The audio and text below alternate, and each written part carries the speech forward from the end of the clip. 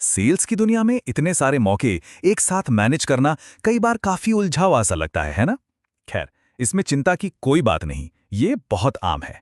लेकिन अच्छी खबर यह है कि इस सारी उलझन को सुलझाने और अपने नतीजों का सही सही अनुमान लगाने का एक बहुत ही मजबूत तरीका है, और उसे कहते हैं सेल्स पाइपलाइन। तो चलिए आज इसी को एकदम आसान भाषा में समझते हैं। आज की हमारी चर्चा में हम देखेंगे कि सेल्स पाइपलाइन असल में होती क्या है, इसके अलग अलग चरण कौन से हैं और क्यों एक ही तरीका सबके लिए काम नहीं करता। साथ ही हम ऑटोमेशन की बात करेंगे, स्मार्ट डेटा की ताकत को समझेंगे और आखिर में देखेंगे कि हर जीत और हार से क्या सबक सीखा जा सकता है। तो चलिए शुरू करते हैं सबसे पहले और सबसे जरूरी सवाल से। आखिर ये सेल्स पाइपलाइन है क्या? इससे आप अपने सेल्स प्रोसेस का एक तरह से जीपीएस मान सकते हैं। तो सीधे शब्दों में कहें तो सेल्स पाइपलाइन एक विजुअल रोडमैप है। ये दिखाता है कि कोई भी संभावित ग्राहक खरीदने की प्रक्रिया में किस स्टेज पर है, और ये सब कुछ देखा जाता है सेलर यानी बेचने वाले के नजरिए से। मतलब ये उन कामों की लिस्ट है जो सेल्स टीम एक डील को क्लोज करने के लिए करती है। अच्छा, यहाँ पर ना एक बहुत बड़ा कंफ्यूजन होता है पाइपलाइन और फनल के बीच। लोग अक्सर इन दोनों को एक ही चीज समझ लेते हैं, पर इनमें एक बहुत बड़ा फर्क है। देखिए, पाइपलाइन होती है सेलर के नजरिए से, मतलब हमारी टीम डील को आगे बढ़ाने के लिए क्या क्या कर रही है। वही दूसरी तरफ जो सेल्स फनल है वो है खरीदार के नजरिए से। वो दिखाता है कि ग्राहक अपनी खरीदारी के सफर में कहाँ तक पहुंचा है और हर स्टेज पर कितने लोग आगे बढ़ रहे हैं। तो सवाल ये है कि ये पाइपलाइन बनती कैसे है? वैसे तो हर बिजनेस अपनी ज़रूरत के हिसाब से इसे बदल सकता है, पर कुछ कॉमन और लॉजिकल स्टेज होते हैं जो ज़्यादातर पाइपलाइंस में देखने को मिलते हैं। आमतौर पर एक पाइपलाइन कुछ इस तरह दिखती है। सबसे पहले नए ग्राहक यानी लीड्स ढूंढी जाती हैं, फिर ये पता किया जाता है कि वो हमारे लिए सही ग्राहक हैं भी या नहीं। उसके बाद उनकी ज़रूरतें समझी जाती हैं, एक प्रपोजल भेजा जाता है, फिर होती है बातचीत और डील फाइनल होती है। पर कहानी यहाँ खत्म नहीं होती। बिक्री के बाद भी एक अच्छा रिश्ता बनाए रखना बहुत ज़रूरी है। और यहीं पर एक बहुत दिलचस्प चीज होती है। हर स्टेज के साथ एक विन प्रोबेबिलिटी यानी जीतने की संभावना जुड़ी होती है। जैसे जैसे कोई डील आगे के स्टेज पर बढ़ती है, ये संभावना भी बढ़ती जाती है। इससे क्या होता है? इससे आपकी पाइपलाइन सिर्फ एक ट्रैकर नहीं रहती, बल्कि एक ऐसा टूल बन जाती है जो भविष्य के रेवेन्यू का अनुमान लगा सकती है। सुनने में तो ये सब काफ़ी सीधा और आसान लगता है ना? पर ज़रा सोचिए, क्या हो अगर आपके ग्राहक अलग अलग तरह के हों या आपके प्रोडक्ट्स अलग अलग हों? यहीं पर एक से ज़्यादा पाइपलाइन का कॉन्सेप्ट सामने आता है। जैसा कि एंड्रू मैकडर्मॉट ने कहा है, सभी ग्राहक खरीदने के लिए एक ही रास्ते पर नहीं चलते, और ये बात 100% सच है।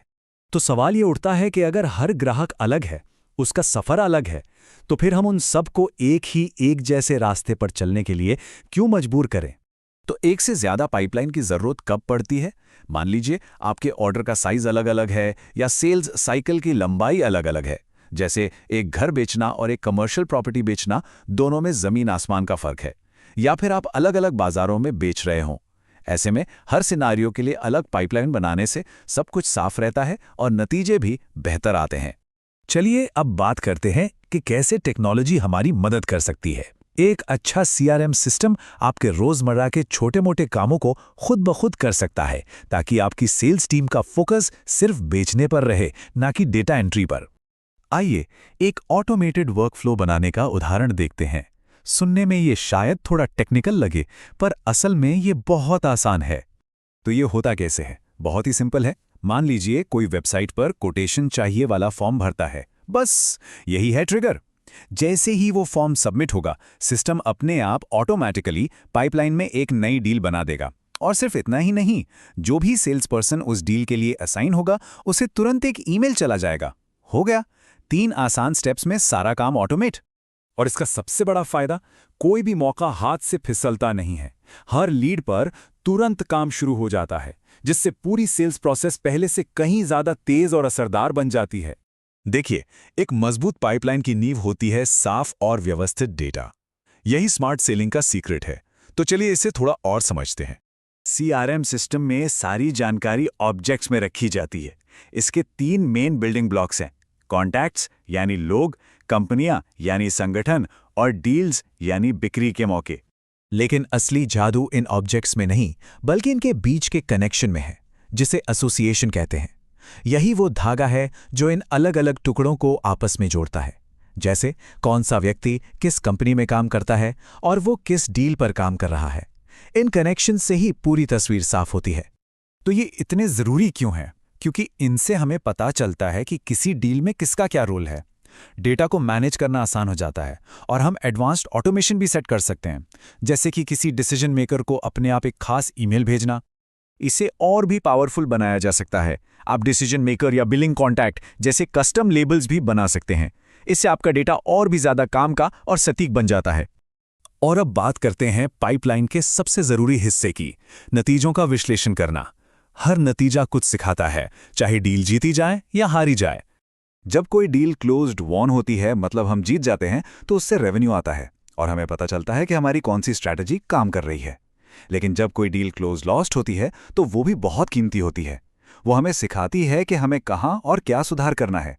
तो देखा जाए, दोनों ही नतीजे सीखने का एक ज़बरदस्त मौका है। याद है हमने शुरू में पाइपलाइन और फनल की बात की थी। ये तस्वीर उस फर्क को एक बार फिर से साफ करती है।